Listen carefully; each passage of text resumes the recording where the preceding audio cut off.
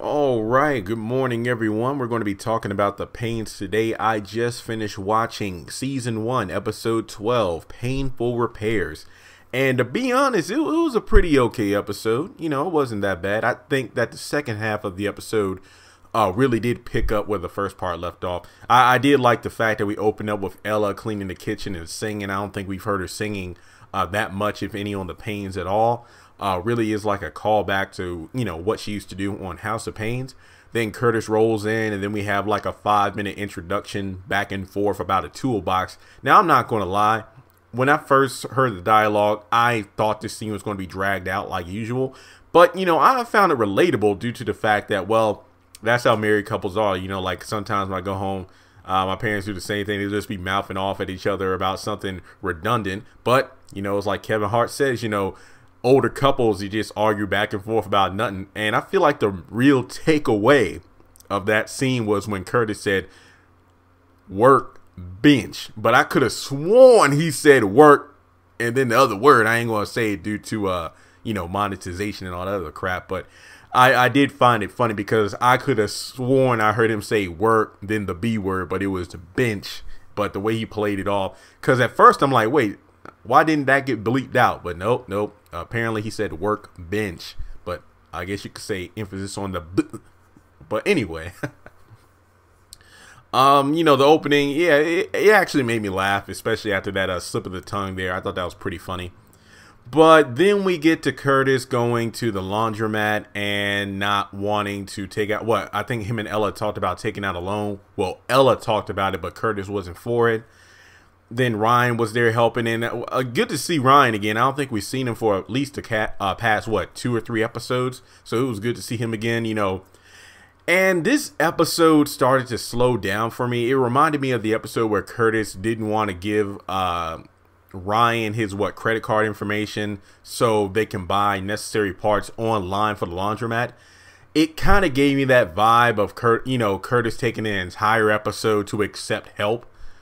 And now you have this episode where he doesn't want any help, yet there's so many different, I believe Ryan was talking about all the codes and, you know, to make sure there's nothing that's going against the requirements or the codes for the building itself, because they're especially fire codes. And what really confused me about this, because I understand it was funny because, you know, men in general, we try to fix things ourselves. I'm not going to lie.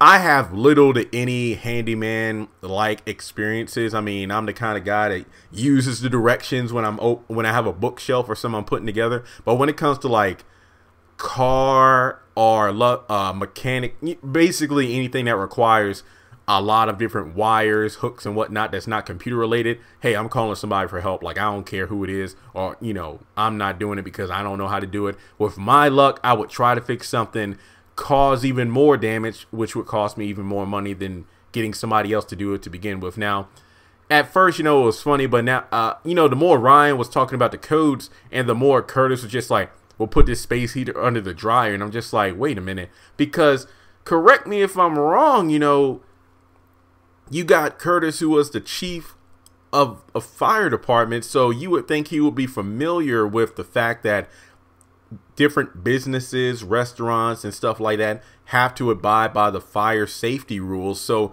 for him to want to kind of do like a secondhand job in a laundromat, that kind of confused me. Like, I get that's within his character, but I feel like that wasn't really holding true to who he is or who he was back in Atlanta when he was working for the fire company. Now, yes, I'm not expecting him to know every single code and a violation, like, you know, of any kind of company, but for a laundromat, you would think he would have the sense to say, you know what, being a fire chief, you know, him, CJ, Calvin, and other, you know, the other firefighters, they had to go put out fires at businesses back in Atlanta because they did secondhand jobs in their businesses. And it's like, yep, because you got these faulty wires, that's what cost your store to catch on fire, and we had to put it out. So it really did confuse me why Curtis was trying to, you know, cut corners.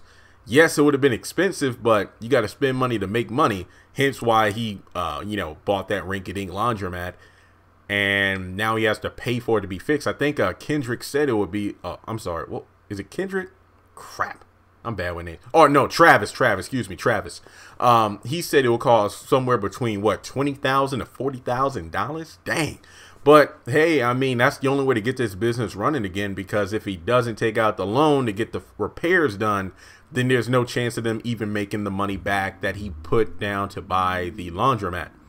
So then we get to the end of the middle end of the episode. Curtis leaves, Travis comes in, Ella shows up, Ryan's still there, and you know, then we get to the bag of money.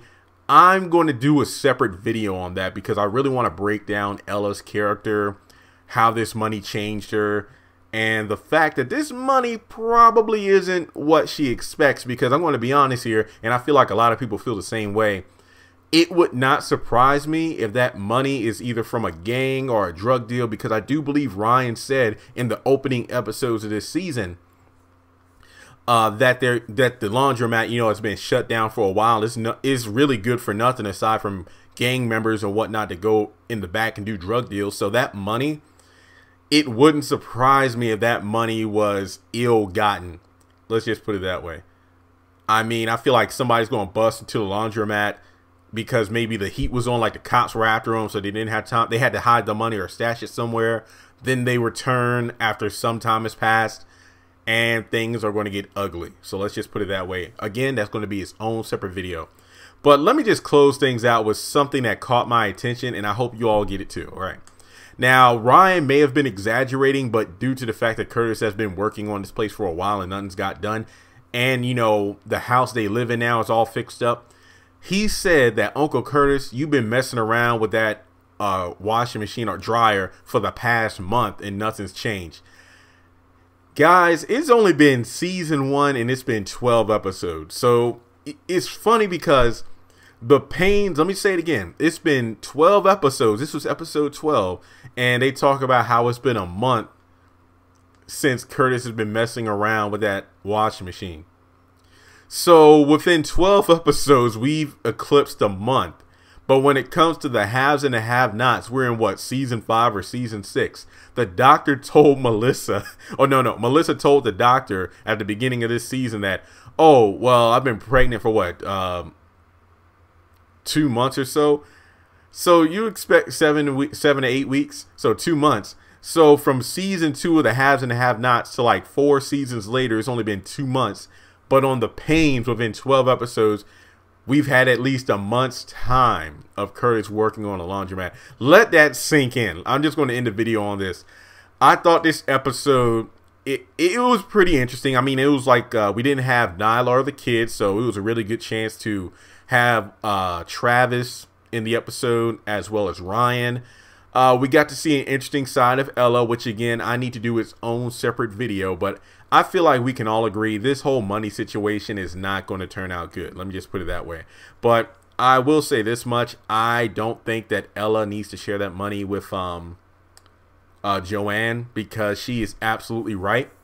When she sold the laundromat to Curtis. Now, I'm not saying this because I do believe Joanne did swindle Curtis out of that money by embellishing and lying about the condition of the laundromat. Let's just forget about that point. But due to the fact that Curtis purchased the laundromat, that meant the building, the lease, whatever you want to call it, all the equipment, everything inside that building is now the property of Curtis and Ella. Well, really Curtis, because he paid for it, but you know, they're married. But which actually leads to the question of, is Ella right to even take that money? Oh, okay, let me stop. That's going to be his own video. But with that being said, pretty decent episode. I feel like it didn't have the deep moral values that the last 2 episodes did. Well, excuse me. When I say moral values, I mean like not tackling the serious issues of like child abuse and abusive relationships and all that other stuff. But I feel like this episode is actually going to lead to something interesting. I did get a few laughs. It was pretty good. I didn't regret watching it. It wasn't one of those episodes where I'm like, oh, okay, I could have waited like another week or so to watch it. But making painful repairs, pretty decent episode. It was pretty good. I recommend watching if you haven't done so already, especially if you miss Ryan on the show. But then again, I want Double Tap to come back. I feel like Double Tap, I don't want it to get overplayed, but at the same time, that was one of my favorite lines of dialogue from the past 12 episodes. So tune in for my next video where I'm going to be talking about Ella, her reaction to finding all the money, and where that money really came from.